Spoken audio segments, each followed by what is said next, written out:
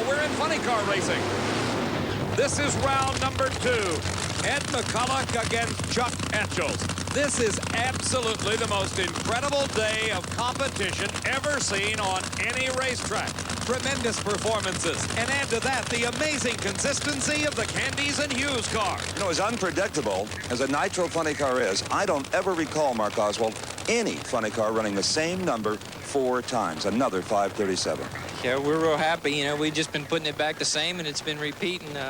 Now it'll become time to step it up a little bit. I was pretty conservative on the controls in the car that time. I think we might be able to step it up a little bit next round. What could you have done inside to go quicker? Oh, I could have put the clutch in a little quicker, but we were pretty sure that he couldn't run with us, and we wanted to be safe that time. Well, safe certainly paid off with that 4th consecutive 537. Ed McCulloch, driving Larry Minor's car, is a 3-time champion here at the U.S. Nationals. He won in 71, 72, and 1980. Chuck Etchells has yet to notch his first ever national event victory. In round number 1, Etchells raced against Brad Tuttle, who had absolutely no reason to believe he would be here.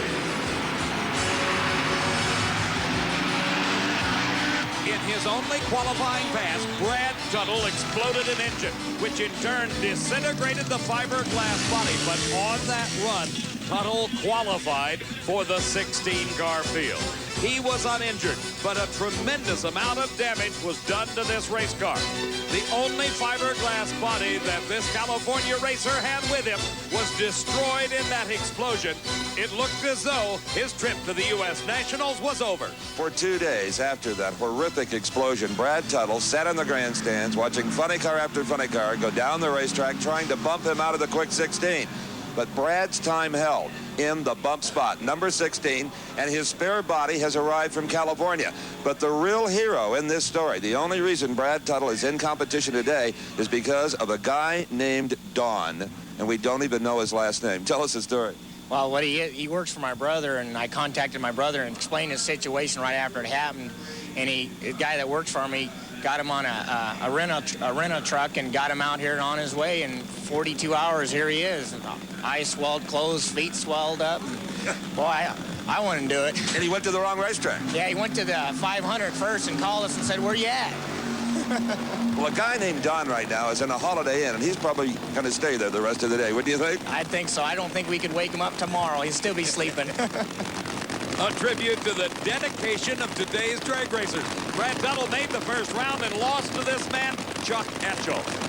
Kind of reminds me of the time we blew an engine in Washington, D.C. and had to tow all the way to Calgary, Alberta and fix it and race on a Wednesday night. You get kind of tired, Dave. This sport, Don, is just hard work. And McCulloch and his crew have put in their hours. Look at the time, 5.36 seconds, 272 miles an hour. McCulloch more than keeping pace with the rest of the field. Some 30 funny cars started qualifying 4 days ago to be a part of the elite 16-car field. Now we are down to the round of 8, and only 2 cars remain in this quarterfinal round in the single elimination tournament that will lead to the eventual winner. Tom Hoover racing against John Force. Hoover, the upset winner against Don Prudhomme in round number 1. Force with a brand new engine. Don, as these 2 cars get ready, the U.S. Nationals is a race that is noted for great pronouncement. The word in the bid is that there may be an announcement out of the Garland's camp. Well, we've started construction on our 89 car, and we're putting together major sponsorship. So it looks like Big Daddy will be back in 89 with a top fuel team. Don, we will be sorry to see you go. You're absolutely the best as a color commentator. Here's one of the best in funny car, 2-time winner in 1988, John Force. Against him in this round is Tom Hoover, with more than 2 decades of experience behind the wheel of both a top fuel dragster and a funny car. Let's go to Steve with Ed McCulloch. Well, Kenny Bernstein was strong. Mark Oswald was stronger, but Ace, you just hit it out of the park. Low elapsed time of the day at a 5:36. Well, you know, it's a tough old ball game out there. I mean, all of these guys are really running good. The racetrack's in superb condition. The weatherman is, I mean, you couldn't ask for anything any better. It just makes for outstanding drag racing, and that's what we're getting here. Great job. See you in the semis. Thank you. McCulloch will race one of these 2 cars, either Tom Hoover or John Force in that semifinal round. Problems for Hoover Course elapsed time 5.44 seconds, a bit slower than the other cars. Maybe that new engine isn't producing quite the same power that the old one did. Ed McCulloch against John Force in the semifinal.